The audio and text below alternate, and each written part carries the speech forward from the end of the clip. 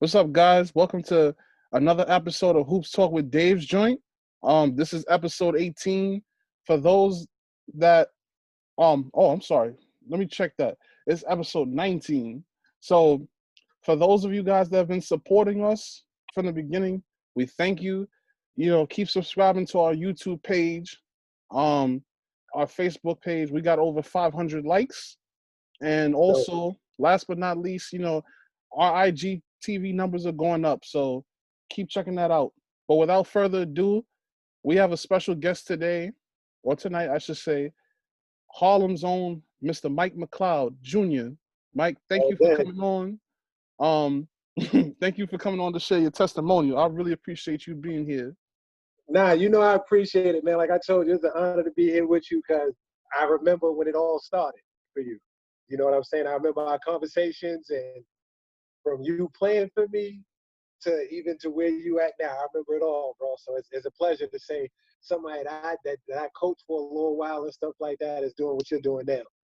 Absolutely. So let's get started.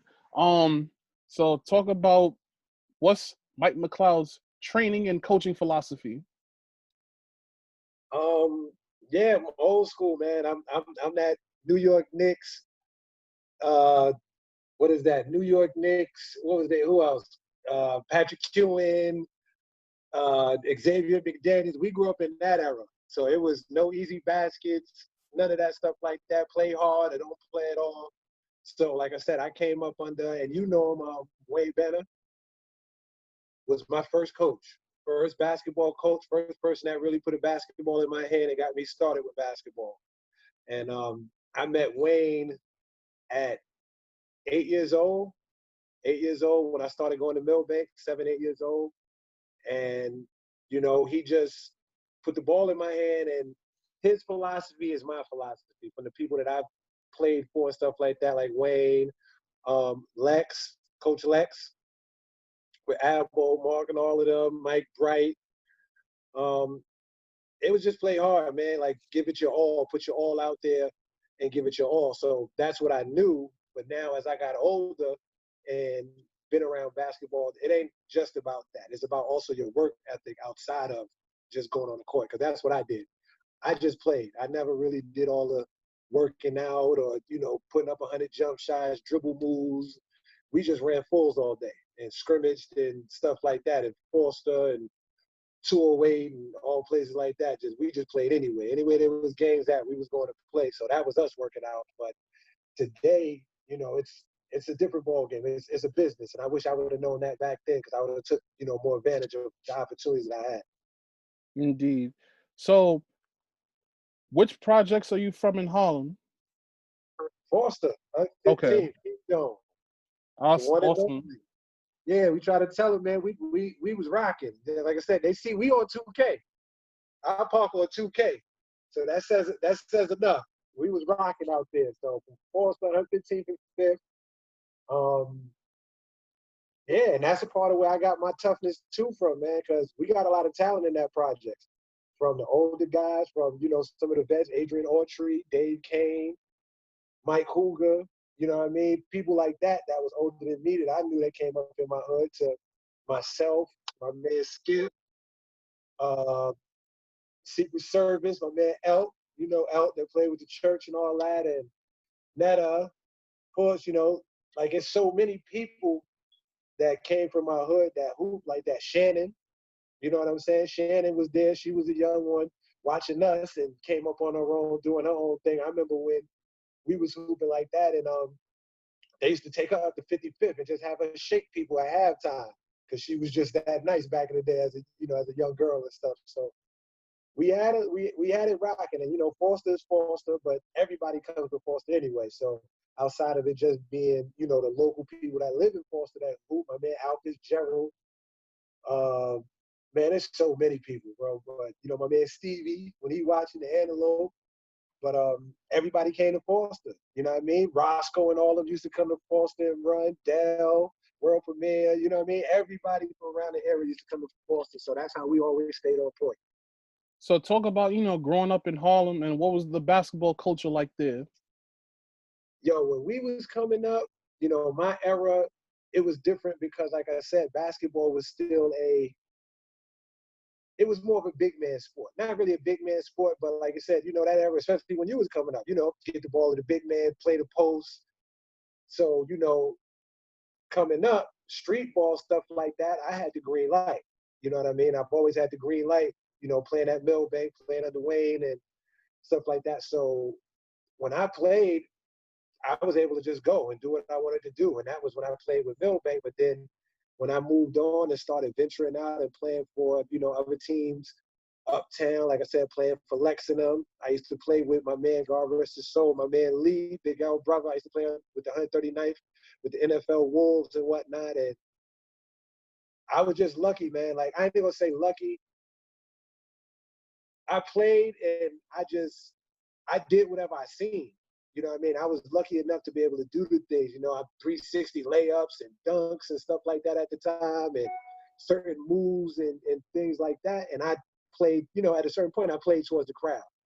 So the crowd was out there, and if we going, I'm ready to roll. I like that. I like to go back and forth with people and stuff like that. So you had to represent in Harlem. You know what I mean? You really had to represent and do your thing because, like I said, we used to play. You walking from uptown to downtown, everybody asking you got your jersey on, your uni, yo, how much you had, who you playing against. And if you a name, and I had a name, everybody wanted to know, yo, when Mike playing or who he played against, who had what. So I had to make sure that I was able to perform when I was coming up. Awesome. So you played at Milbank from the very beginning to, you know, through your high school years. Talk about what Milbank meant to you during your youth. Everything, man, everything. And that's, you know, that's part of what I do now. The stuff that I learned from being at Milbank and the people I was around is what I did. Like I try to do at East Harlem, you know what I'm saying? And what I try to do other places. But Milbank taught me how to be a man.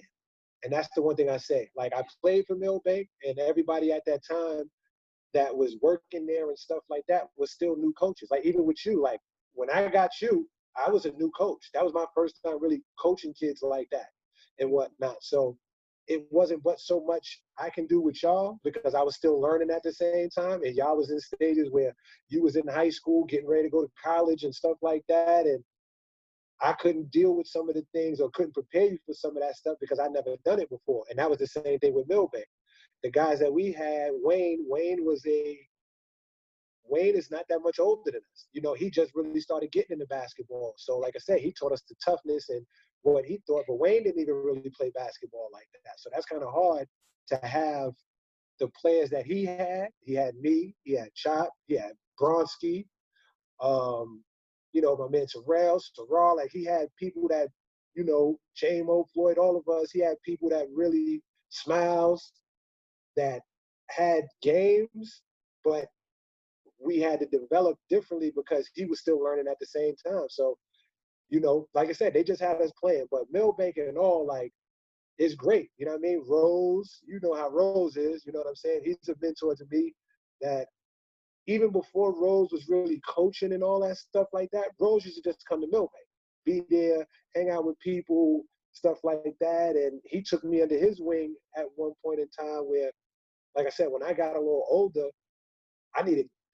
dress clothes and stuff. Rose used to give me his old dress clothes, and I used to go to his house and pick out for interviews or stuff like that and whatnot. And like Casper and all of them, like I said, those guys at that time were just good men. And that's what I was able to pass on. That's what they passed on to me about being a hard worker, a good man. Most of them were fathers. So I seen them being fathers, which is Rose, Casper, Coach Kev that was with me and stuff like that. Like those are all good men who were learning the game of basketball. And at this point now, they're great at that. But at that time, they were still learning. So they couldn't show us some of the things. They didn't have us taking 1,000 jump shots and things like that. They just like, yo, we're going to represent. We're going to, you know, put it out there for Milbank and represent. And that's all it was. And we had so much pride in Milbank. So that's how we went out there and played. But overall, like, I consider it one of the best places in the world. You know what I mean? Like it's the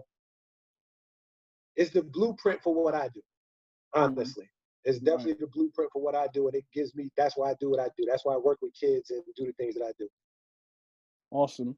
So as a youth, what were some of the tournaments that you really liked playing in? Rucker. Well, regular Rucker at first. The baby 50-50. Rucker. Yeah. That, back in the day, that was it. And I got in, you know what I mean? When I was coming up, we was winning. I think I won it 2 or 3 times coming up. I got some MVPs from Rucker. But Rucker was it. For the young ones, like Rucker was it. I didn't really do UDC and stuff like that, but UDC was a tournament that was popping. What's the other one up in, I think, was that it? Up in the Bronx. Way up in the Bronx. But like Rucker was it. Just Say No, that used to be at Douglas. Just Say No was popping for us in the hood. Local tournaments that Milbank through 875.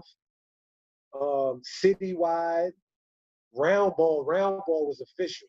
Gaucho's round ball. Yeah. Round ball was it. You couldn't wait to go to round ball. Little lads, small fry, stuff like that. That's when, like, that was the AAU part of it. Little lads was in Jersey, so you could go to Jersey, playing a couple tournaments. People from all over came. But then small fry, we traveled a few places with the New Orleans, with the Florida, stuff like that and whatnot. But those tournaments, but Rucker at that time, Rucker was the tournament. If you won Rucker in the summer, you was elite. And everybody played. Gauchos, Riverside, all of that was in there. Mm-hmm. So, as far as high schools were concerned, when did St. Ray's come into the picture, and what were your choices going into high school? Yo, like I said, this is where it gets crazy. Like I said, I just played, man. I didn't have no rhyme or reason to it. You know what I mean? I didn't have no, like, I want to go here. Like, even to this day, like, I've never kept up with basketball players. I don't know who's who, stats, schools, none of that.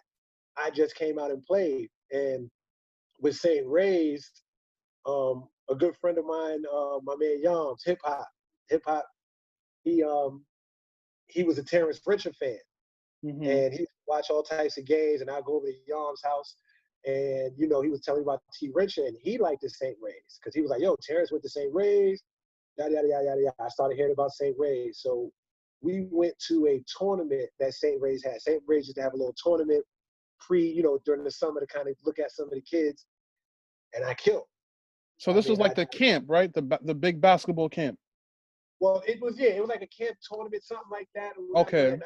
I went to work, and I ended up pulling my groin there, and I couldn't finish playing and stuff like that. But Coach Scott was on it, loved me, and found me and was like, yo, we want you to come to school. We're going to set it up for you. We're going to get somebody to pay for everything, and so on and so forth. And I was like, you know, at the time, that was when St. Ray's just came off for winning back-to-back chips.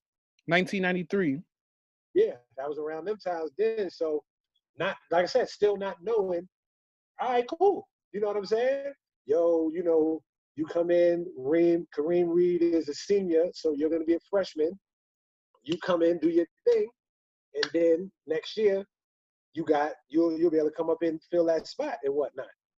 And that was the talk. And like I said, you know, I came to St. Ray's, played my freshman year, did well, was killing, you know what I mean? Like, it was play. I had 30 a couple of nights at certain schools and stuff like that. And I ended up I failed off the team towards the end of the season though. But I was still got ranked. That's when I knew Tom Kachowski and stuff like that. I was ranked 15th best freshman in the city at the time and whatnot. And, you know, I played that year, did well, but because I failed off towards the end of the year, I had to get my grades right to, you know, start the second year.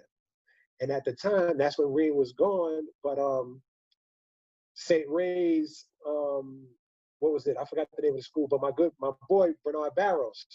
He went to St. Anthony's first. Yeah, that's when St. Anthony's closed. So the same. Well, actually, no. I mean, St. Anthony's, they closed up until 2017, but he left. Yeah, like all the crazy stuff was going on at that time. Right. And said I wasn't able to play right away, so that opened up a door for them to be like, yo, Bernard Barrows, he's already, you know, ranked kid in the city. He's this. We're gonna bring him in. So he was basically a fill-in for you. Not really, you know, because like I said, not even a fill-in, because they, like I said, that was supposed to be my situation. I was supposed to come in, get things together, get right over that summer, come up and you know, play varsity and all that. But because of all, you know, the way I fell off, I had to start out playing JV. Mm-hmm. So I started out playing JV, but like I said, through that, they already brought Bernard in. Mm-hmm. So Bernard, Okay. on the guard, you know, he running with it. And some things happened throughout the season where a couple of people got hurt. You know, our 3 seniors got hurt, and they moved me up. They moved me. I was playing JV, killing in JV with Mr. Musto, and Vaughn Hunter was a freshman. Right. They moved Vaughn up at the same time. So me and Vaughn moved up and started playing together on Voss and, you know, practicing and stuff like that. But like I said, at the same time, we still winning. We guard heavy still. So I didn't really I got playing time, but to me, it was more out of town. Like when we went away, I got more playing time. And back then, the way things was, like, St. Ray's was affiliated with Gauchos. Rice was affiliated with Rice was affiliated with Riverside, basically. Me, Milbank. So it was a lot of politics that went on with that stuff and whatnot. And, you know, you're going with the team or the players that come from a particular program because you got to keep that going. You know, they had to keep the pipeline going. You know, we had a couple of Riverside players there too, but you know how that is. Me being a Milbank kid, that didn't hold as much weight. I was doing what I had to do, but that happened. So playing that sophomore year, got moved up to Voss, doing all right, playing here and there, you know, still getting the jitters out and stuff like that. Towards the end of the season, going into the playoff stuff and all that, I went and got my tattoo. Mm-hmm. The famous tattoo incident. Yeah, I got the tattoo, just the Panther though. I ain't have all of the other stuff at the time. And I come back from the Easter break, and they're like, I'm up in class, and it was a day like we had a dress down day. So, you know, I had on something regular, you know, the tattoo showing and stuff like that. And I get a call over the loudspeaker and stuff like that. Mike, come downstairs to Gary DeCesar office, yada yada yada. So I come downstairs, you know, what's up? I hear you know, got a tattoo and all this. Yeah, I got a tattoo over the break, da da da da. Yeah, everything gonna be good. Well, you can't play with a tattoo. Why not? Well, you can't play with a tattoo, blah, blah, blah, whatever you're saying. But I'm like, you know, it was a guy before us that had a tattoo, my man that played on the team, Smoke. Reem got a tattoo towards the senior year and stuff like that. And we had somebody that was transferring in that was coming from Rice, my man Kazi, that had tattoos. So, you know, we had our, you know, whatever we trying to see, because at the time we used to wear the shirts where one sleeve would be cut off. One sleeve would be cut off, you had the other sleeve. I was like, yo, I can just wear 2 sleeves. Now you can't talk a bandage it, nah, they just he wasn't hearing it. We took it up with some people and was gonna try and like take things to the next level, but I ain't really care. Like I said, not really thinking, not having the proper guidance to go through the whole channels of everything. I didn't go through it. I was chilling. I got an offer to go to Manhattan Center. All right, whatever, I'm out. So before we go into Manhattan Center, now here's some questions that probably you might not have been asked. So before St. Ray's, you went to public school all your life, correct? Yeah. So was St. Ray's kind of like a culture shock for you? Like now you have to wear a uniform every day, and you have to go to religion class, and everything is more strict. Like how was everything like in the beginning at St. Ray's as far as academics and social and school life? And and on top of that, you had to go to all boys school. Yeah. Now it was love, like crazy. It wasn't no issue. You know what I'm saying? One, it was fun. You know what I'm saying? Like I would get on the 6 train all the way from there and travel all the way up to the Bronx. Not to say this, at the time we in Parkchester, so you know what I'm saying? Like that was dope. You know, we hang out at Parkchester and stuff like that. So for me, it was cool because, like I said, I've always had it where I never really had no problems throughout the city.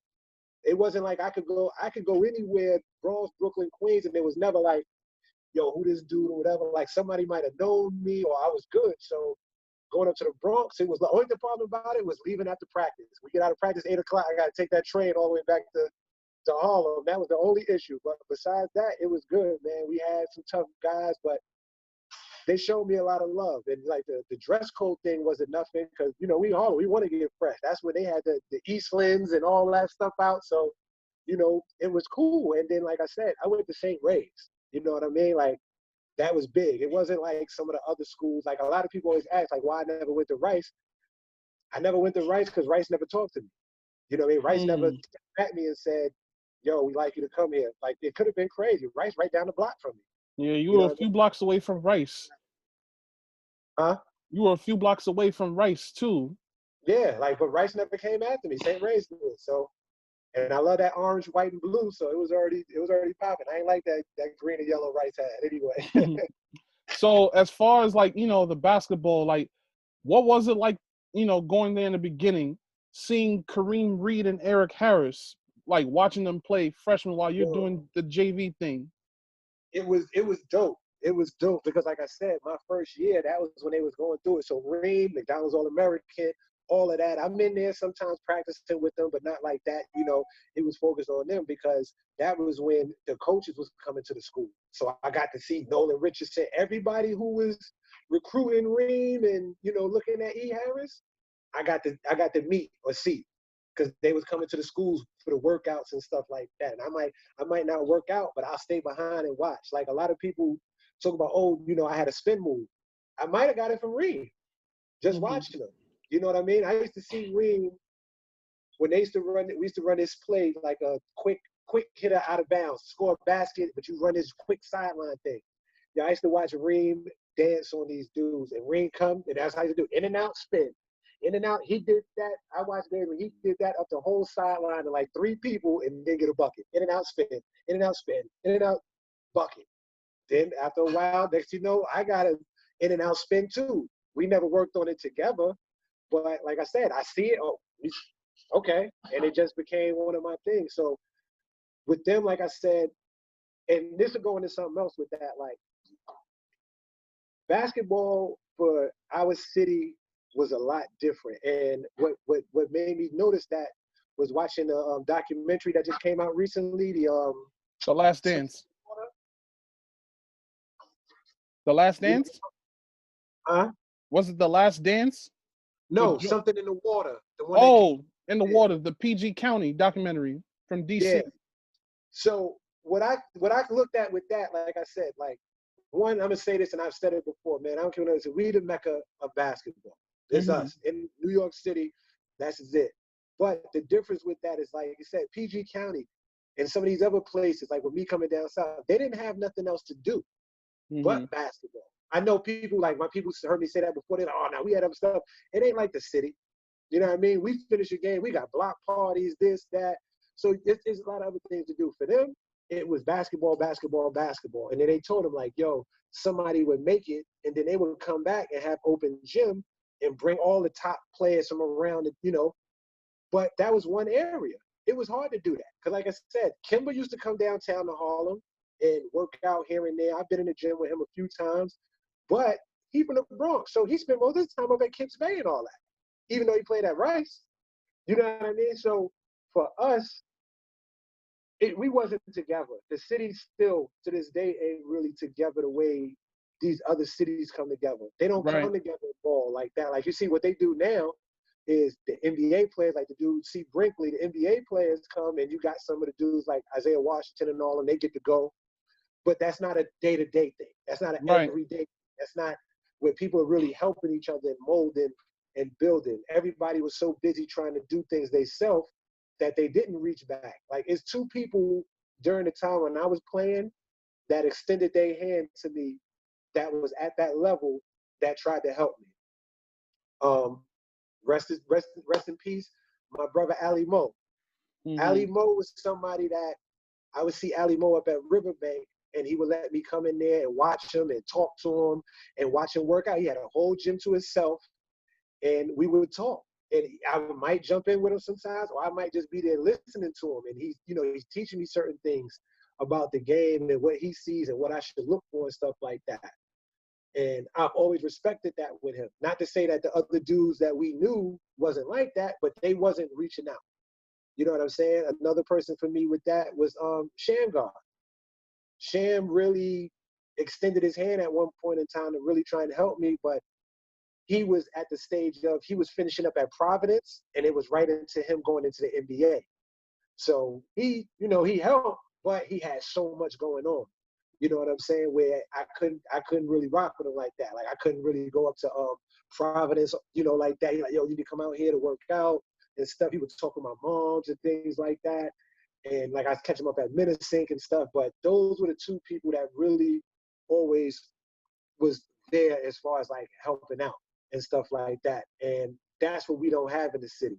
The big players are not really bringing in the younger players and really teaching them or getting them to run against each other so they could get that experience and learn. They're, you know, the big players come back and they just go about their business. They work out with other big players. They don't really pull in the younger groups or really see what's going on right now. So, you know what I mean? That's the difference with the city right now and what's there. Like, we got it. You know it. We got everything it is to be and have some of the best players. It's just people just don't work together. Right. So going back to St. Ray's, like, you unfortunately you had to leave the team, and they got to the city championship and lose to Christ the King. One, were you at that game that day? And two, if you were, was it difficult, you know, not being able to be on the court? Yeah, no, I didn't go to that game. I went to the game. The game that I ended up going to was when we played against LaSalle. So that was like the semifinals. Yeah, and that was at St. John's. I went to that game, and you know, it was just crazy because everybody was asking, and you know, and at that time we was talking about it, but like at the time the Amsterdam News, a couple of people was trying to talk to me. They were trying to say keep it low because it could have went left.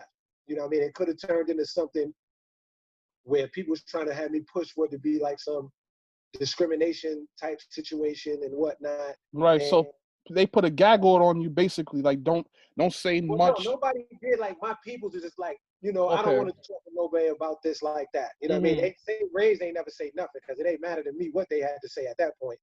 I was already out of there, or I was done with them. I just finished up the school year, and we was out. And what, like I said, what made it even bad, like we had meetings with the principals and all of that, and they were like, well, you know, we got to stick with what coach is talking about because this, like, they even asked me, you know, like they thought this had something to do with like some gang something. You know what I'm saying? So that was his personal rule that you couldn't have tattoos.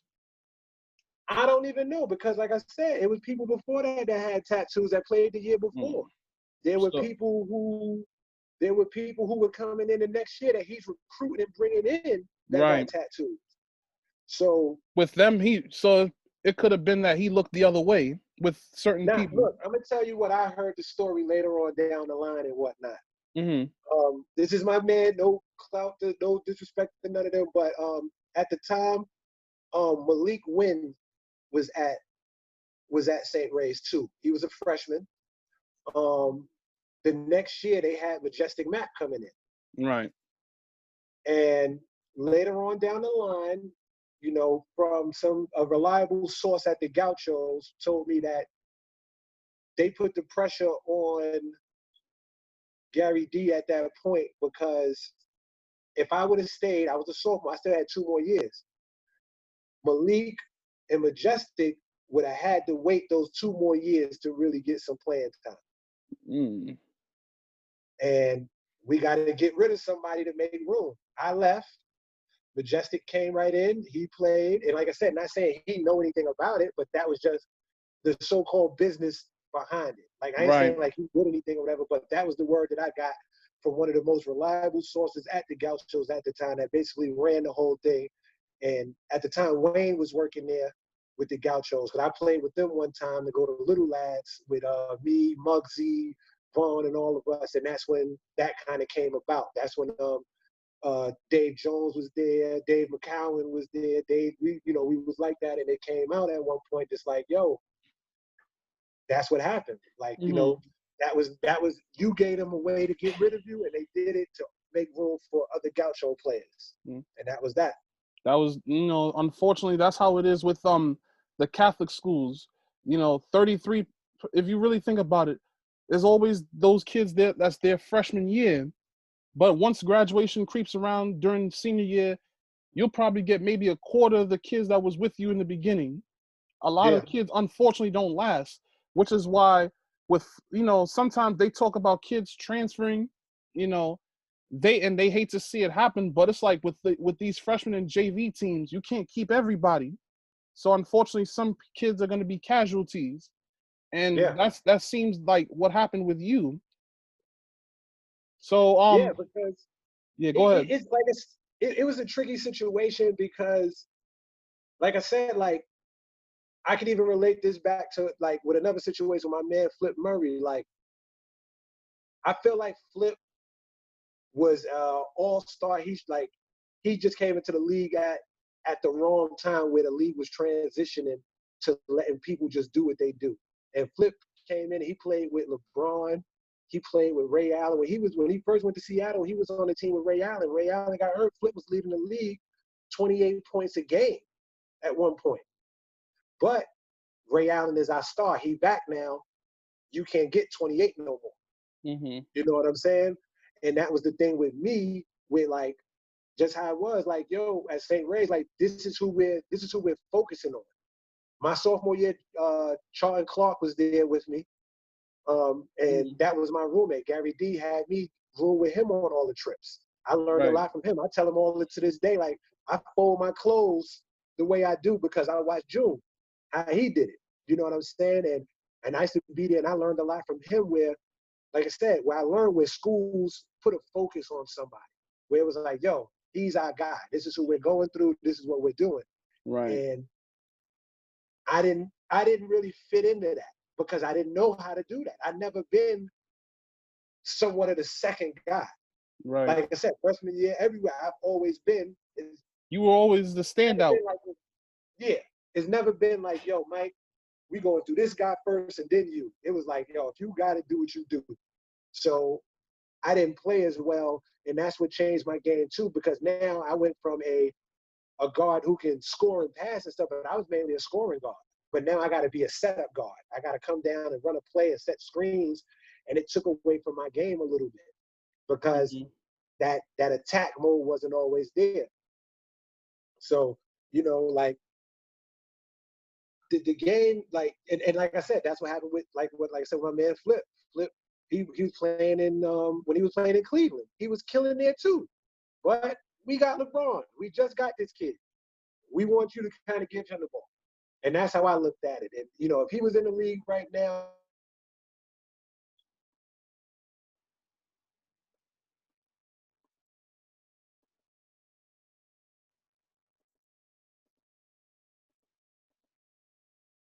like just their go about the game. And with Flip, I seen a whole nother zone with him.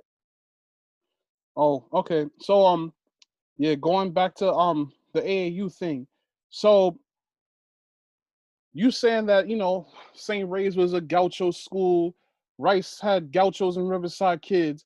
Did you ever think at some point, I want to play for the Chos or Riverside, or did you just stay with Milbank out of loyalty? Loyalty, bro. Everybody know. That's what they call me, Mr. Milbank. I even had it tatted on my chest at one point in time. I got it Milbank and Foster on my chest. And that's how it's always been with me, man. Like, I even look back at, like with Milbank, when we came up, we were like the underdog teams. Like, yo, we played, but we was able to compete. And at the time, like I said, Wayne, he preached to us, yo, you don't rock with them. Don't go. One second, I got to put my charger piece on too. All right. He was like, yo, you don't go there. Don't play for them. Don't play for them. Stuff like that. So that was embedded in my head. Like, we don't rock with y'all. I don't need y'all. We don't need y'all to win. We won Rucker. We won Nike Swoosh. We did this. I'm still getting ranked and picked up by schools. I don't have to play for y'all. You know what I'm saying? Did they try to get you to come play with them? Plenty of times. Everybody. But back in the day, at that time, see, it's different for your era. Coaches would fight over that. Like Wayne, people knew. Like Wayne was like, "Don't talk to none of my players, B. I'll punch you in your mouth." He was territorial about you, basically, and all of his kids. And that's how some people was. So you couldn't approach us. Like Therm was cool. Therm used to come around. Therm be in the projects and stuff like that. Therm knew my moms, Javal and all of them be around and stuff. But nobody. German player. Huh? German player. Yeah. Okay. Yeah. He never tried to pull me away because he knew, and it was a different connection. Like I said, like Wayne is my pops. My pops been locked up my whole life, basically. I consider Wayne my father. You know what I mean? You know what I mean? And my kids call him grandpa and stuff like that. So for certain people, just like with everybody, like with Kareem Reed, some people wasn't going to talk to Kareem because it was just respect back. Like, we know that's your kid. We know that's your kid. We're not even going to do that, this, that, and third. So for me, I could have played anywhere. You know, Wayne told me the story. My freshman year, Lamar played that year. E. Barkley played, I think, whatever. My freshman year, we played at Christ the King. I think I had 40 both times out there. You know what I'm saying? Killing. We lost, but like, and that's when that's when Artie, that used to coach out there, I can't remember Artie's last name. Artie Cox. Yeah. He said Artie told him, he was like, yo, I've never tried to go after the kid, but if I would have known, I would have brought Mike out here to Christ the King. And like I said, these is all things that I hear later on down the line and stuff like that. But like I said, not knowing what I had in front of me. You know what I mean? Wayne was still learning and whatnot. So with the AAU circuit, like, I didn't go AAU. I stayed in the hood. You know what I mean? I played the hood tournaments. I was up playing Dykeman. I started playing 55th and Unlimited Ruck at 16, 17. You know what I mean? And I'm still able to do my thing in that and playing Kingdome and play with grown men and get decent numbers here and there, get wins and stuff. So I think about it now, like, imagine if I was going AAU. Imagine I was, like I said, my boys, Bronski and all of them, they left Milbank. They started playing for Riverside. They traveling, they going here and there, but I didn't want to play for Riverside because, back in the day, and you probably heard about it, all the rumors that used to go around about how they did things to the players, and I was like, man, they couldn't, not me. And I know my boys wasn't dealing with it, but you've seen it. You heard things, basically. Yeah, a lot of rumors were running rampant. Yeah, and like I said, they used to let me come up there. I could sit in practice, watch them practice, maybe even get in. And not other people couldn't do that. I seen people used to come to the gym and they'd be like, yo, you can't sit here and watch us. But because I was there, and it was probably sometimes the opportunity, like, hey, maybe he might want to, so we're going to let him see it. But I would just watch. I'd be up there with my boys. I watch, and I'm out. I'm going back to Milbank. You know what I'm saying? And then after that, couldn't be easily swayed, pretty much. Yeah, but it didn't feel right, at the same time. And then after that, I went up to Abyssinia in St. Mark's with Lex and them, and I related to them differently. You know what I'm saying? Like, those y'all street dudes. You know what I mean? I'm a street kid. You know what I mean? And you got. And it worked for you. Yeah, it worked, and we played hard, and we got down. And like I said, like, that's what I tell people now. Just like with street ball, when people got older, I could have went and played for anybody at any point in time. I ain't gonna lie, I've always had the door open to be able to see about getting a jersey, a uniform anywhere when I was in my prime out there playing. I always played with my hood. I played with my block, Death Row, with me and my boy Skip, the whole crew. You know what I'm saying? I could have played for, probably played for Mousy and them or whatever. Or I could have went and played with another block and with Future and all of them good guys and stuff like that. I didn't want to. I wanted to play against those guys. I liked it that. I liked it to play against them. So, like, to go to Riverside and play with E. Barkley or whoever else, like, that's cool. I want to play against you. You know what I mean? I don't see it. So that's just what it was. It was like my loyalty to Milbank, that was home. And then I just didn't want to team up with dudes. I'd rather play against them. Mm-hmm. So with one final thing about St. Ray's, do you wish things had worked out with DeCesar? And did you, like, if you was to see him now, would you still, shake his hand, give him a hug or whatever? We spoke, and that's the thing about me that changed. I don't have no grudges with nobody. You know what I'm saying? Because, like I said, at the time, I didn't really know what was going on. Right. And then when I finally got the full understanding of everything, I'm past it. You know what I'm saying? Like, it was done deal. Like, I was in college when I kind of really heard all the, everything else around it and stuff like that. So it was like, it didn't do nothing that I felt like stopped me from doing what I needed to do. Right. You know what I'm saying? And I feel like I could have had different opportunities and stuff being there just from the experience, because I was looking at and the funny thing, me and Mr. DeCesar, me and Gary just became friends on Facebook like 2 days ago. Wow. So I'm looking at his page, but we spoke before then. Like one day he was at Kingdome, and that's the first time I seen him, and we stood in the middle of the court. He was at, like, I was right ready to play. We talked for a quick second, and that's like, yo, it's no hard feelings, man. I really can't do that because life was never hard for me. You know what I mean? And that's part of what I'm pushing with everything that's going on. You know what I mean? Like, I didn't have it like a lot of other kids. Even though I was my mom's, single parent home, my mom took care of everything. The streets took care of me for a certain, extent of time. That's why I was junior. I'm named after my pops. I could go a certain place and they'd be like, yo, you Mike McLeod? Yo, your dad is so-and-so? Yeah. Yo, here, $1,000. Yo, here. And I'm 15, 14 years old, So off my father's name, I was good. And then off my mom's, I was good. Then me playing ball, I was good. So I didn't need nothing. You know what I mean? And so I never looked at it as like I lost from that, because I went to Manhattan Center and had a good time. I went to another good school with Hakeem Thomas, and he, Possible McDonald's All-American, went to Colorado. Like, so I was still in the loop. I was still playing streetball, killing and stuff like that. So it didn't hit me until a little later on that. But even with me leaving there, all it really took for me, honestly, was I needed someone to guide me, to give me that particular work ethic and to teach me what I needed to do. Because just off of raw talent, I had it, but I didn't have the other parts. And I got good basketball IQ, but it wasn't no rhyme or reason to it. And I learned that, like you said, piggybacking off St. Ray's. When I used to play the sophomore year, June used to tell me, yo, Mike, keep account of how many shots I take. I got to put up at least a certain amount of shots every quarter. And I would keep up with, yo, you got 2, pull-ups, you got this, whatever. And when I look back later, I was like, yo, like, that's somebody who had a game plan. I never had a game plan. I just went out and played. Wow. And that's what it's about now, having a game plan. So you go to Manhattan Center. How was it, going basically down the block? It was cool because, like I said, I got females now. Yeah, this is a different story. Now you're going to a co-ed environment, Word. And I get to wear regular clothes. Exactly. You don't have to wear a uniform anymore. It's my hood. I got my peoples there with me, my day one Sarah with me, other guys that I know is there. And people was talking about me going to Manhattan Center. They was like, yo, I heard about it last year. I didn't decide to go to Manhattan Center until one day before school opened up. Wow.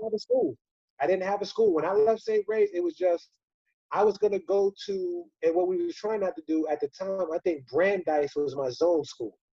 So I would have had to go to Brandeis. Wow. My boy Sarah was in there. Aki was in there. They got on the phone with me. We talking. They like, yo, do you want to come? I was like, all right, yeah. They called Coach Jackson. Coach Jackson, whatever it is, the next day I came and registered for school and started school. Wow. So, just like that. Yeah. Wow. All my situations have kind of been like that. So like I said, I came into there.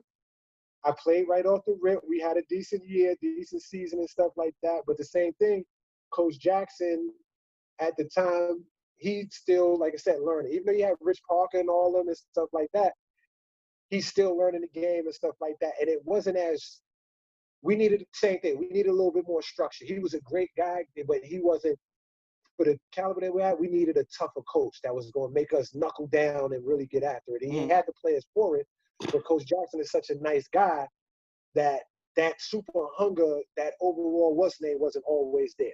Basically, he was nothing like what DeCesar was. Yeah, nothing. Total opposite. Yeah, he was pretty much too laid back with you guys. He just was playing. He always had talent. So you ain't got to, you ain't got to do as much when you got talent. So what was like the Manhattan division like? You guys had Dana Warner. Sarah Turner, Akeem Thomas. Talk about those days Dwan with the men. Cox, Mo Diaby. If you know who Mo is, Mo used to play for the church from France. What? Me and Mo was talking the other day, but we had a crew. My man Antoine Taylor, like the thing that you put up. You see, Ant was in the you know Ant coached with us. Okay. He was on the clip that you put up there of me.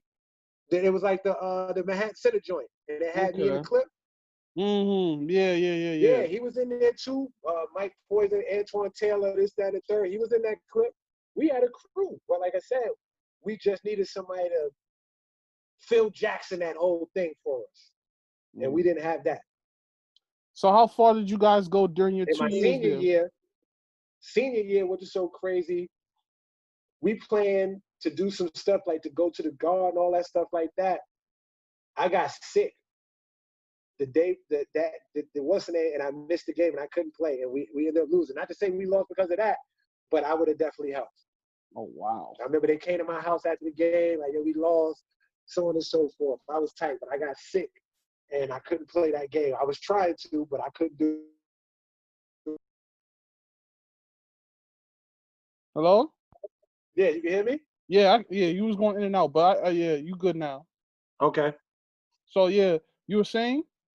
Oh yeah, like I said, my senior year, we played. We had a chance to like go far and stuff like that, and we lost. I couldn't play the last game. I got sick that day, so I had to miss out. And they was like, "Yo, we could have used you because we needed another guard and all that stuff like that." So that's what happened then and whatnot. But yeah, it was, you know what I mean. Manhattan Center was cool.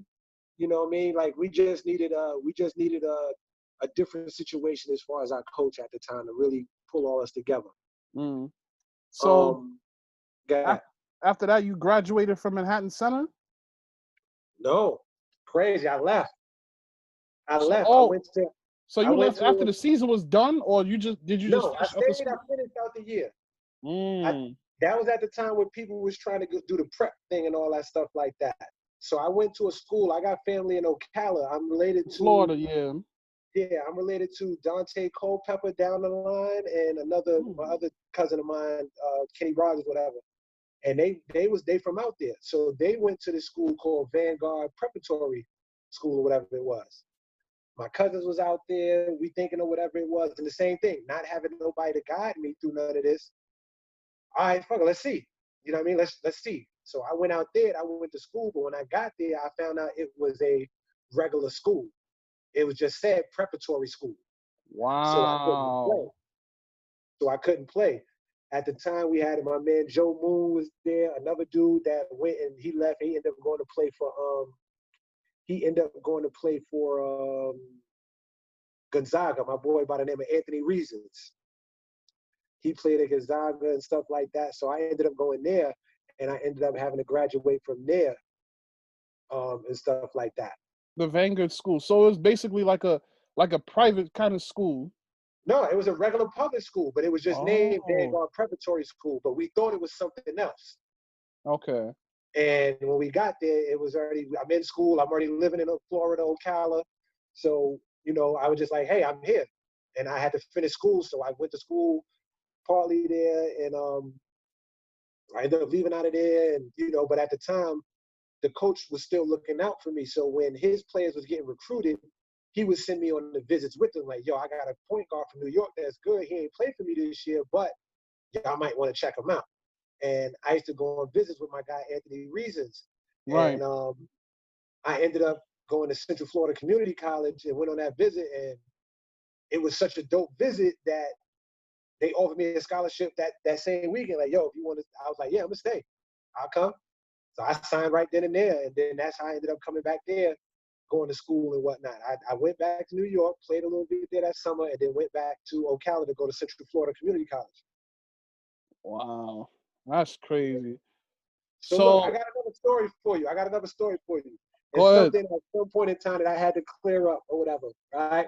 Around the same time, we hooping and stuff like that. And like I said, I used to be killing everywhere. And like I said, I was uptown playing with Abyssinia and all this stuff and St. Mark's. And we used to play up at Kennedy Center. And we used to play Kennedy Center. Me, my boy Ra, everybody used to play up there. And at the time, A Butter, but he wasn't A Butter, he was just Adrian at the time.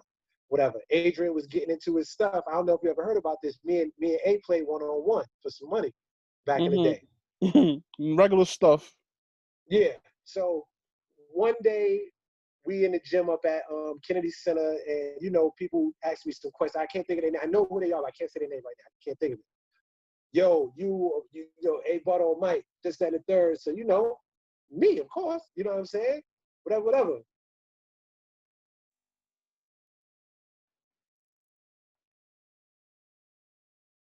Fault, because there's something with my internet. I had to switch to the other one. Yeah, it happens. It happened to me too. Don't worry, I paused the recording button. Okay, I'm ready. All right, go ahead. Yeah, so like I said, at the time, you know, A wanted to get his name out. A wanted to get his name going and this, that, and the third.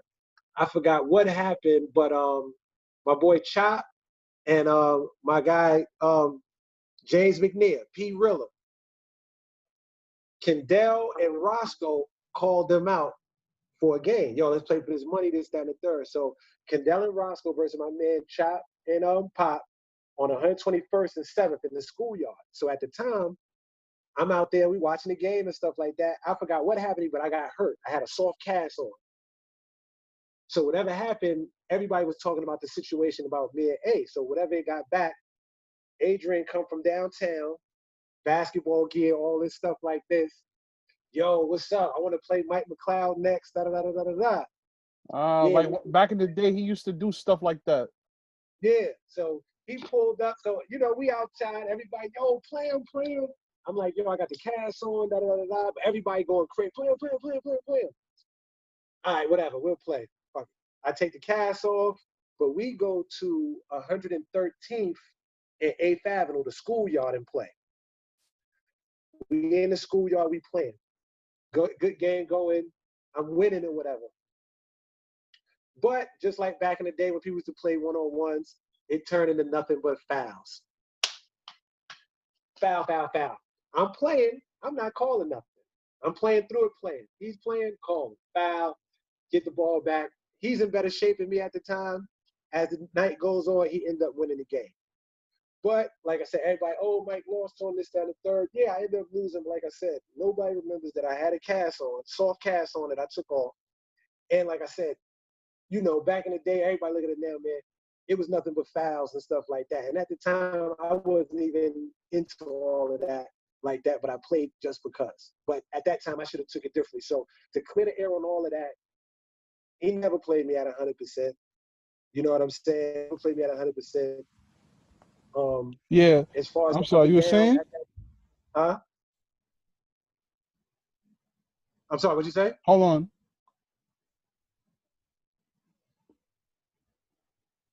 Go get the Amazon. Yeah.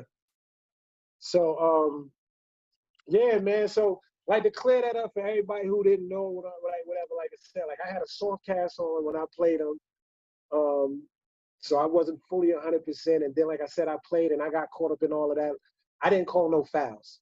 I felt like that was some sucker, you know, some chump shit that, oh, foul. Like, if you fouling me and we playing all hard like this, how do you call foul? If you foul, you know what I mean? It was just, but I fell into the trap of how people used to play. So after that, I said Amazon upstairs and the thing. After that, it just, like I said, I noticed how basketball and one-on-ones went. And basically it was a fight. That's all it was. You foul each other. Whoever don't call, whoever makes the shot win. It wasn't really basketball. You know what I'm saying? And when it came to up and down that court, though, it was always a different story with anybody. You know what I'm saying? So, you know, just to clear that air on that, because like a lot of people always want to know about that. And I've heard him speak on it before, whatever. You know, we can always speak on it. That's just what it was at that time and stuff like that. Right. So, talk about the junior college in Florida. Man, went out there, had a couple of good players, a lot of kids from Chicago, stuff like that. At the time, the coach that I had, and like I said, what always makes me feel good was a guy by the name of Gene Smithson. used to coach Wichita State. I think they might have won something or whatever one year, but he was Xavier McDaniel's coach, his college coach. So felt good that I had someone who produced a pro player like that was really on me, and I had it, but I got into some trouble out there. I went out there, I got into some situations where we did some things, and I got locked up. And I got locked up before the season started. I did about a month and a half in jail out there. Wow. And at that time, when all of that happened, I couldn't play because what I had did was something that happened on campus. So, you know, I was locked up and they were just waiting for me to come out. When I got out, you know, I had the little note like, yo, you know, you got to be out of the dorms by, you know, a week or so, or whatever certain amount of days, this, that, and the third, scholarship going and all of that. So I didn't even get to play there. I just went there. And like I said, I got arrested and left. I was going back and forth to court, but I stayed in Miami because my family from Miami. I was doing that. And at the time, like I said, I was playing for Abyssinia and Lex and all of them. That's when Globe came into play. They knew Globe.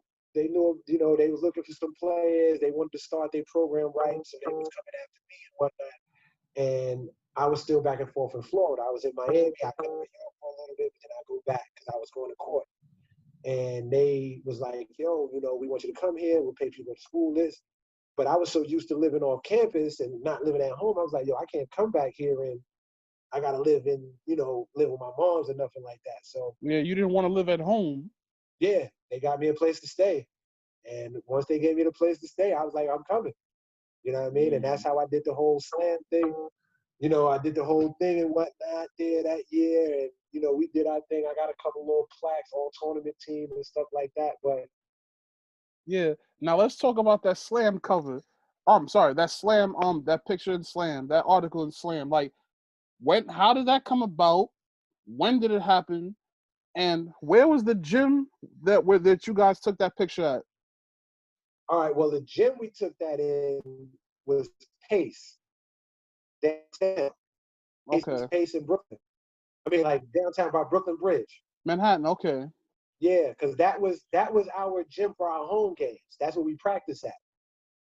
Because we didn't have a gym at the time. Globe was just a building that had the team and everything. So they rented out Pace, and that's where they would have the games and our practices at for our home games. So what it was, as you remember, like from the cover, it was, you know, I'm from the New York. We had my other man Spider, that was from New York, and then we had my man Rod Wins, he was from Canada. We had my man Shirley, he was from Barbados, and then we had my other dude Abdel, he was from France, and that gave us that buzz. That's how I got the title of Worldwide, because it was like, yo, this team, this D1 junior college out of nowhere, just end up with all of these, you know, not, you know, but these particular players, these good players from all over and whatnot. And then, you know, they talk about us, but it was, you know, more about my guy Abdel, because he was from France and he was like a Scottie Pippen type player. So he had a nice buzz coming over, you know, just to see what was going on. And they surprised us. They told us we was going to be in the slam. We in there doing all this stuff. And honestly, I'm the person who came up with the idea to take the picture like that. Like, we was doing something and I jumped up on the rim and I was like, yo, do this and do that. And the guy seen it. He was like, yo, hold up. And he just started flicking. And we did that. And we went outside, took some other pictures. But he was like, yo, that was it. We going with that one. And we went with that. And that year was crazy because that was the year like Vince Carter was going crazy all through the NBA. And he was on the cover. So, like, everybody seen that, man. Like, I got a lot of publicity off of that. Like, out of town, everywhere I was going, yo, I see you was in the slam. People who was locked up, yo, I was locked up. I seen you, yo, that was dope, blah, blah, blah. Wow. Stuff like that. So that slam, like, people still talk to me about it to this day. You know what I mean? Like, yo, I remember that, yo. You know, I remember the time where I was at, where I seen that. So that was kind of big for me. And that's what I said, like, throughout all the stuff that I did and been through without basketball, certain things always just fell into place for me.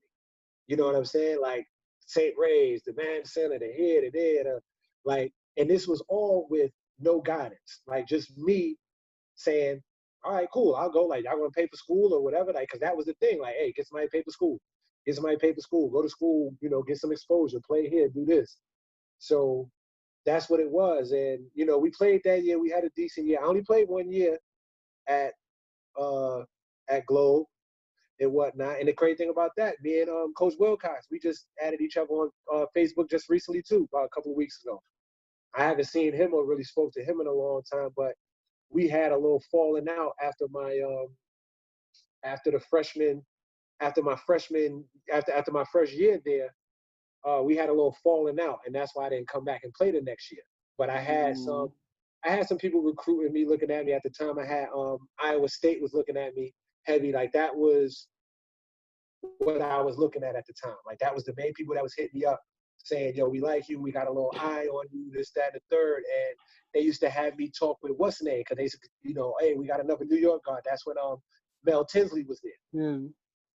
So when they heard about me not finishing, I had another year, they tried to get me to go to a JUCO out there in Iowa.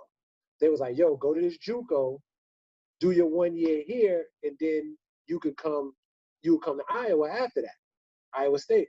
And I was like, I don't know, because, you know, I didn't feel comfortable with that. Like, at the time, I was like, I don't know, man, because if I go there, y'all not guaranteeing that I'm going to come there. Like, I signed this paper, do I already make?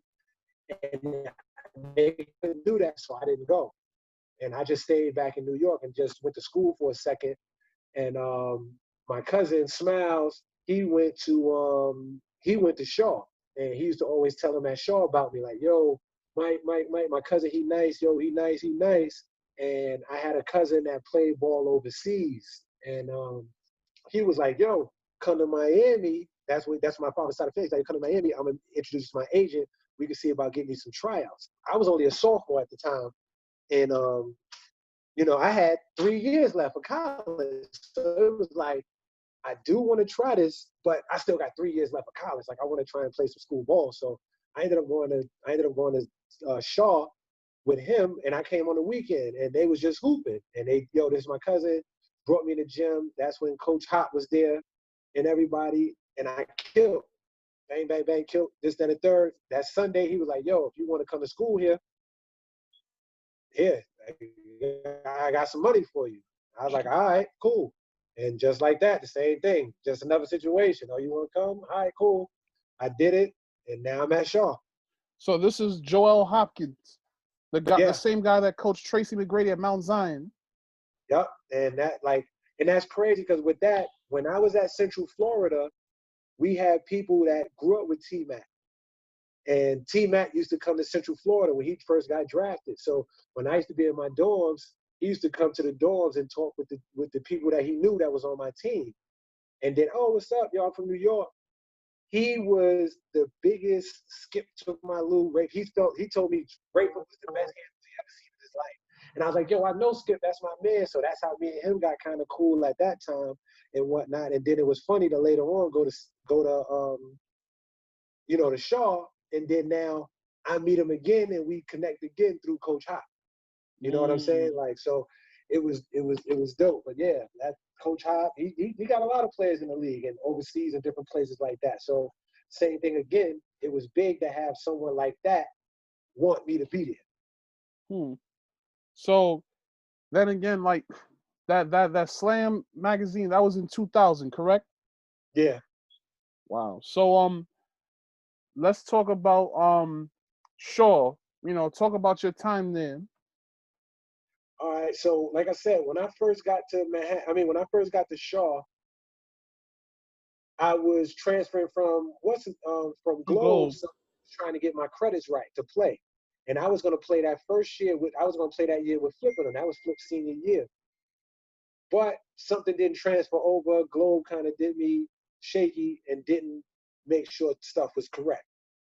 And I didn't play. So I missed that year. That was the year that Flip went crazy. We won the CIAA, all this stuff like that. He, workouts, he got drafted and all that stuff. I would have been in the loop with all of that. But like I said, I didn't play. So that first year, instead of me playing, I played, I did like the intramural stuff.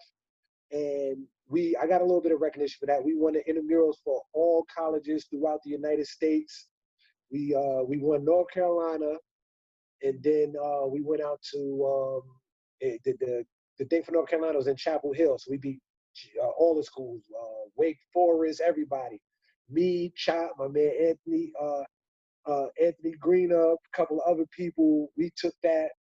They went to. I didn't get to go with them to Florida for the national joint. I got in trouble at the school, some water fight thing or whatever, and they didn't let me go on the trip. But we won that whole thing, so I got a plaque for that. Like NCAA college intramural champions, like for all the division, schools and stuff like that.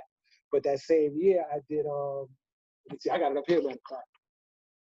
I did I won the what's the name? You can see it. Oh yeah, the slam dunk contest. Yeah, talk about the slam dunk contest. Yeah, so like I said, I couldn't play, and there was some stuff going on. They was doing the CIAA slam dunk contest. So I had a little bunnies. I had some bunnies. You know what I mean? So I got into the. I signed up for it. I had to do like a little preliminary joint before you get to do the big joint. So I won the preliminary, and then we had to do one at the school. And I think I got the picture. Matter of fact, bring me the picture, Ho. Right there on the chair. And that's crazy. My mom just gave me this one. I had to do the preliminary one. I don't know if you can see that. Yeah, I can see it. Wow. So that was my second dunk. That was some, like I said, I couldn't pawn the ball. So that was like some reverse 360. But my first dunk, I caught like this wild off the bounce 360, and it shut the gym down. Like nobody else didn't have to dunk after that. Like, so I won that. And then now I'm representing for my school. I'm representing for Shaw, Winston-Salem, all these other schools and stuff like that. And at the time, that's when they had it where it was at NC State gym. So the finals, the CIAA was at Wolfpack joint. Mm-hmm. And I went and I won it there. I went out there, I did a couple of dunks, whatever, and I won the whole thing there too. So I ended up winning the college CIAA slam dunk championship that first year that I got out to Shaw. They cut me a little check and all of that and whatnot, and I got a lot of buzz off of that too. That was in the Ebony magazine and whatnot, so people seeing that. So that's how I said, like, it was always crazy how it just, the ball just kept rolling. You know what I mean? Somehow I found a way to keep myself in the loop with different things. Like, not too many people could say they was in slam. Not too many people could say they won college slam dunk. You know what I mean? Like, and I never really went as hard as I could have went, or the way I know that I could have did with basketball now. Indeed. So, like, when you were there, how far did you go with Shaw? I played 2 years with Shaw. What happened was when Flip and all of them when Flip went on to the league, Coach Hop left Shaw after that. Mm-hmm. So I never got to play for Coach Hop. So he brought me in, but we had a new coach that came in. And the new coach that came in, he went with the people who were seniors first. He was like, yo, I'm playing seniors. I don't know what's going on. I just know this. And he played the seniors and everything like that. And we were winning. So it wasn't, he felt like he didn't need no change. And he was an old school guy that, like I said, we had two big men that was crazy, like Anthony Greenup. We had my man Kenny Booker that used to, killing. My man Cedric Luss, he's a 6'7", 2-guard, 3-guard. You know what I'm saying? So we was winning. We was big, beating people, stuff like that. And they didn't really need me like that. They needed me at certain points in time, but he was going with his guard. My man Leroy Mosley, he was running the point, and Leroy was a good guard, but he was a setup guard. He'd come down, he'll knock down the open shot, he'll come down, run the play, pass, screen. You know me, play it out. I'm going. Sometimes I'm taking people, sometimes I'm running the play, sometimes I'm not. And it didn't work for him because, New York City guards back then, and even not now to this day, but back then had that stigma of, oh, y'all dribble too much. Wow, that's crazy. So, did you graduate from Shaw? Yeah. Awesome. I went I went there. I'm a recreation major, still doing my.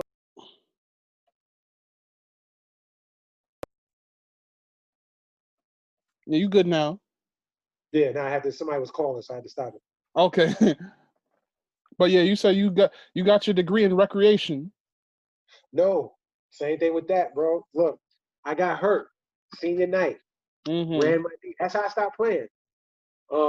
Senior night, coming down Virginia State, beginning of the game, come down, run a play. I pass to somebody. I go to turn this way, dude running at me, take my knee out. I'm done.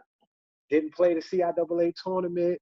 I had offers to go like to exposure camps, all this stuff like that, but I got hurt so bad, I was done.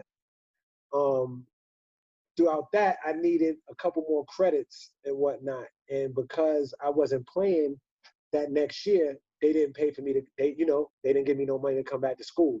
So like right Wow. now, I got about like 6 credits that I'm gonna finish up so I could get ahead and be done.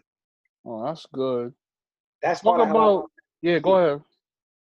was saying that's part of how I moved back here. Mm-hmm. Because when I was out here, this is a big basketball town, Tobacco Road, all that stuff like that. So I always said, like, yo, it'd be dope to come back here, raise my kids here, open up a program, do things like that. I've always wanted to do it back in East Harlem. Like, you was there with me when we was doing it back there. But when they closed down the program there, I still wanted to coach and do basketball, and the opportunity came for me to come back here. So I jumped on that in 2015 and came back here and started doing my training and stuff. Mm. So, what was it like playing in the CIAA?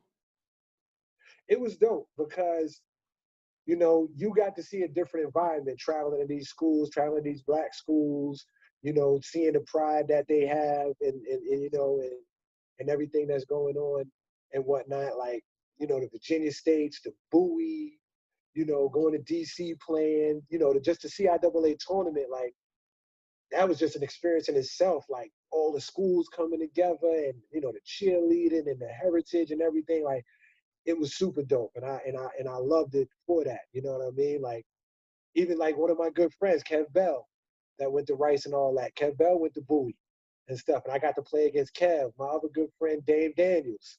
And that's who you need to get on here too, cross country. From Westchester Community College? Yeah, I play, and that's what me and Dave talked about. Like, we played against each other coming up as kids.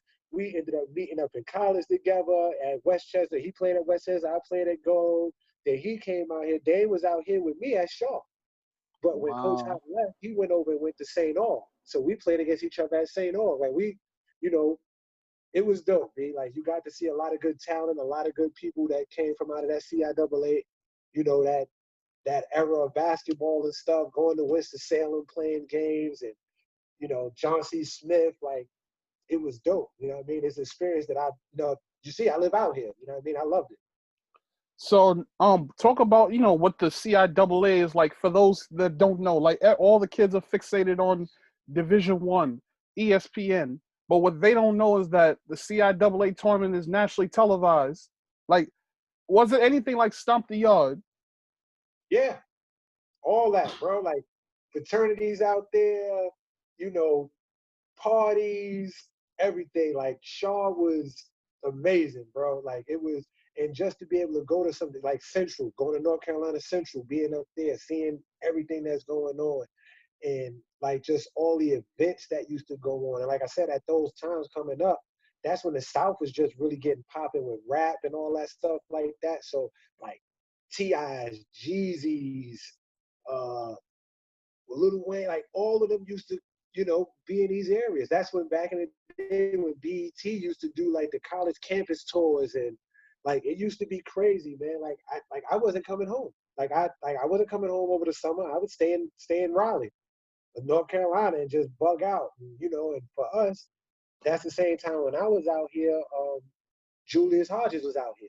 Jules was at NC Mm. State.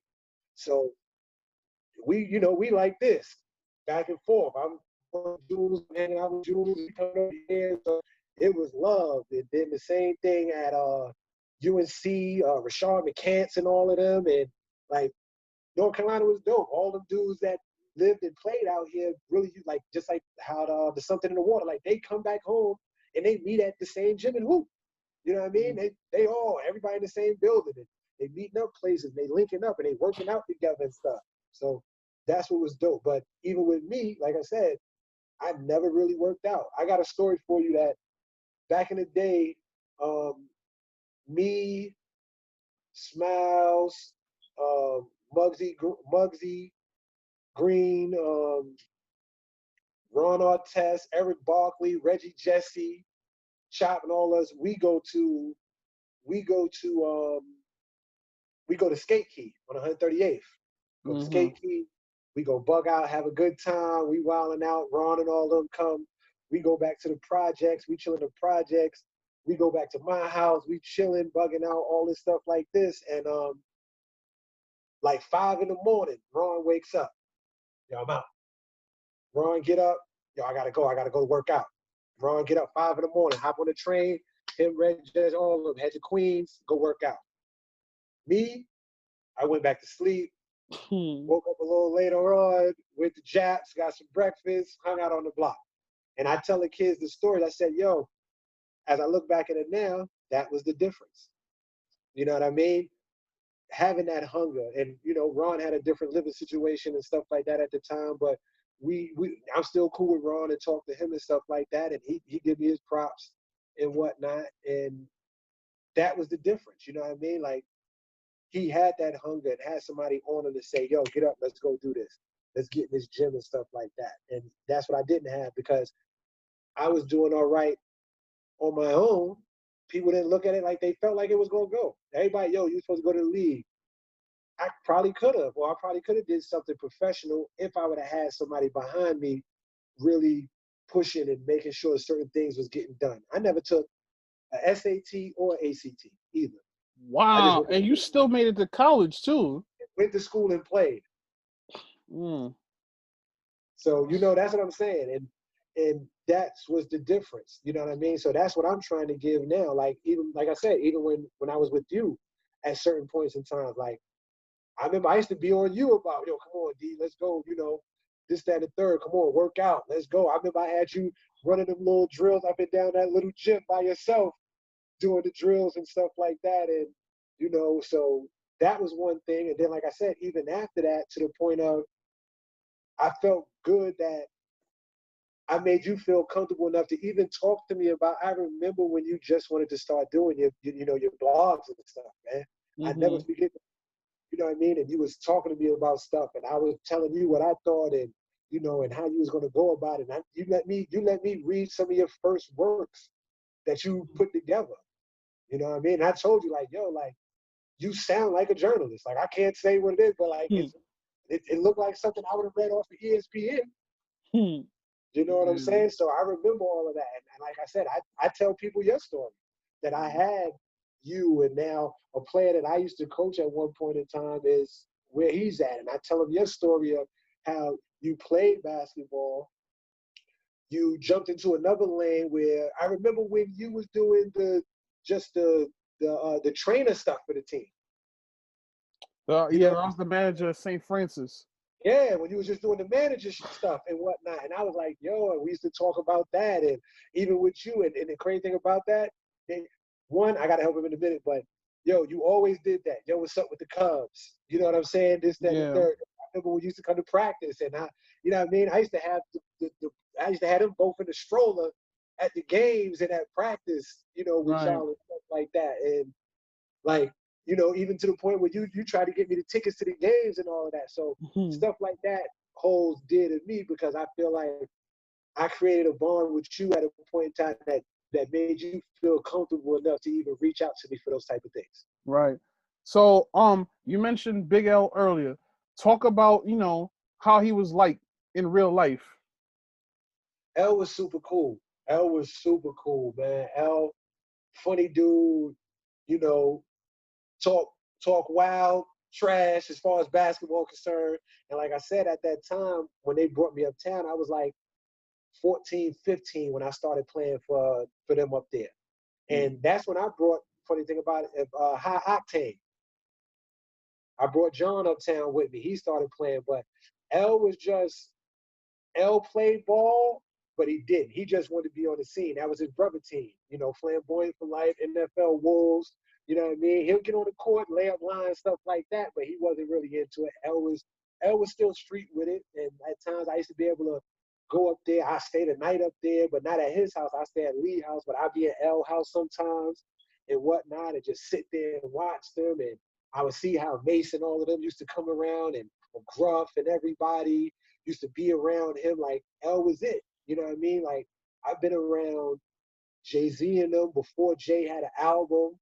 You know what I'm saying? When Jay was just street, when he was just Sean Carter, Jay just coming uptown with Dame and getting money and, just a dude that had cash.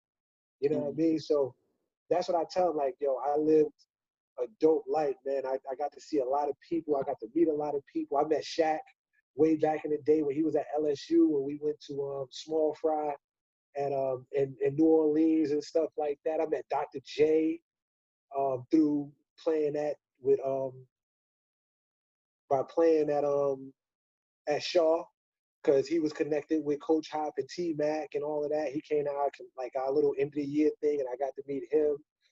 Like I said, Tiny Archibald, just being around him in the city, stuff like that. Earl Manigault, Sundance, Pee Wee Kirkland, man, the list could go on. Biggie, I met Biggie at Jay-Z's Reasonable Doubt video shoot and all of that. You know what I mean? So, wow. I used to play for Aaliyah, excuse me, and whatnot. So, man, like, life has been dope, bro. Like, you know what I mean? I just wish, looking back, I had somebody else who knew how to handle some of the things that came along with what I had going on. You know what I mean? And that's what I'm trying to do now for kids that I work with, just teach them the ins and outs of things and prepare them for, one, to be a good human being, but also to be as effective as they can as an athlete. So,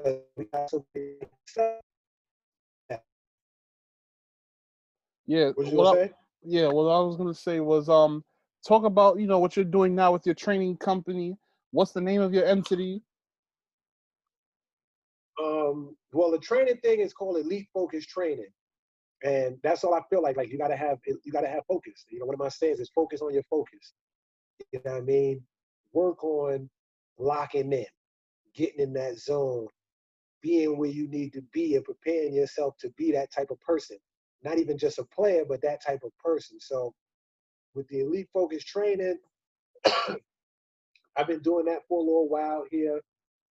I was doing it in New York, but I wasn't Elite Focus Training. It was Elite Basketball, whatever, something like that. And out here, it's been going well, but it's not like New York, where I really got to find people out here. So I was working with an organization called I9 Sports, and I was running their programs for them. But a lot of them kids there are just kids that play basketball. They're not really into it like that.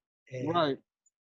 I would just, I would start going out, meeting kids. I'll be in Walmart. If I see a kid that look like he played basketball, hey, your mom's, is your dad here? This is my card.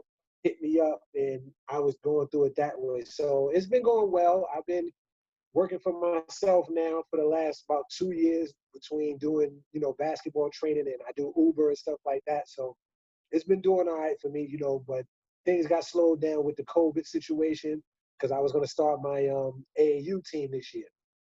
Because I'm learning more about that. AAU is heavy out here. In Raleigh alone, there's probably like at least 1,000 programs. Wow. Yeah, excuse me. And it's people from New York. You know what I mean? It's Peligro Sports. It's people from like, yo, Mike, I was out here, and things like that. And,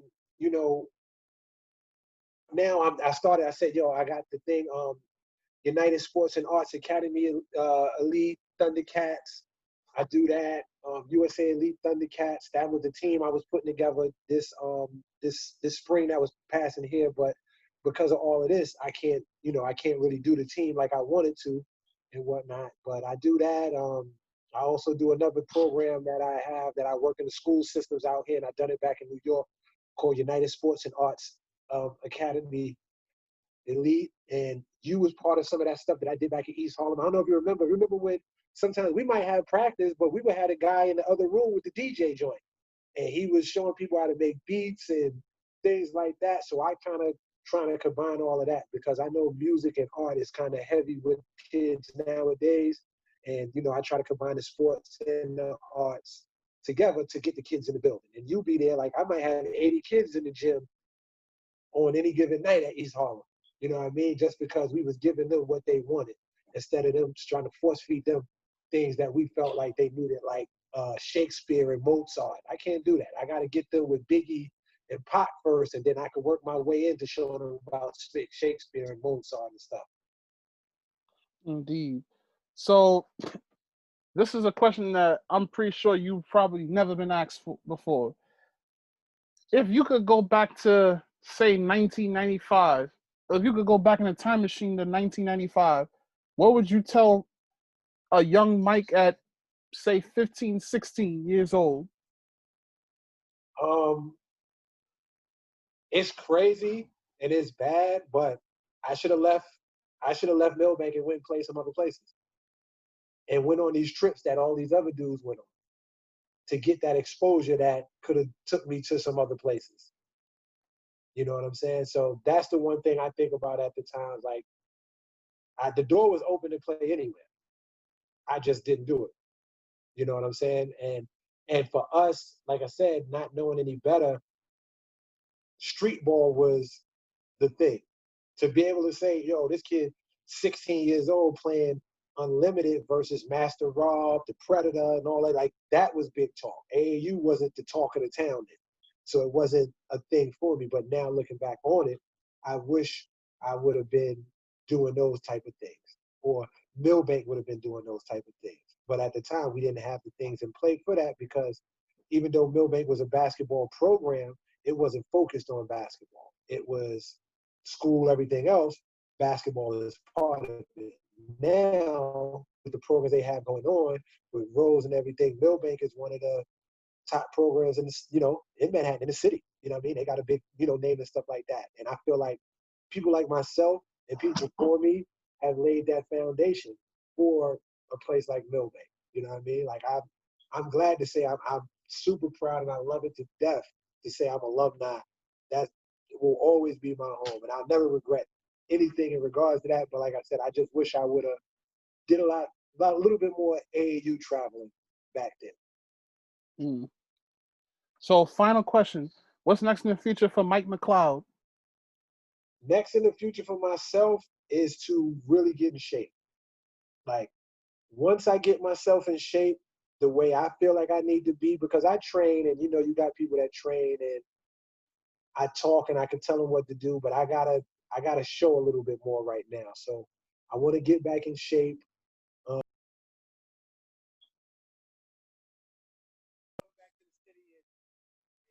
Suit up one more time, even if it's just one game, whatever it is. I need to suit up one more time just to have some fun, if it is a charity game, whatever. But see how I feel. So right now is just get myself in shape. Working on my sons. My young ones. They're into basketball. They're getting into it. So I'm about to start really working with them and pushing some things out here. And like, with everything that's going on with, the Black Lives Matter and, what happened to George Floyd and everything, like, I'm really here, honestly, like, the basketball and everything like that is just a vessel. I'm here to help, man, whatever it is. So like, this Saturday, I'm going to do something with some of the local kids in the neighborhood. And like I said, if I can just get them kids here through basketball and then help them in other ways, then that's what I got to do. So right now is just doing my thing, getting myself in shape, being a great example for the community, as like, like, one of my main things is showing people how that you can be a dad and, get out there and get it done and stuff like that. So just right now is just being an example for everybody and, giving people some hope to say, hey, man, this guy's a single dad. He's doing this. If there's a father out there that want to get their kids or fight, I'm an example that it can be done. And then I'm also, doing my basketball, running the program, doing this, reaching out to the community. It could be done. You just gotta use your time wisely. So that's what it's about right now. Well, thank you, Mike, for coming on to my platform and talking to me and sharing your testimonial. I wish you nothing but the best with elite focused training and everything else moving forward. I appreciate it. The same with you, man. I'm gonna continue to pass the word. And like I said, if I got some people that you want to talk to and stuff like that, maybe next time I even talk to Flip, I can talk to him, you know, and see what's up. If we could get something going and whatnot. But any option, you know, anything I can do for you, I'm always here for you. All right, guys. Well, this is episode 19. Check it out on YouTube, Facebook, Instagram TV. God appreciate it. bless. Stay safe. Peace. You too.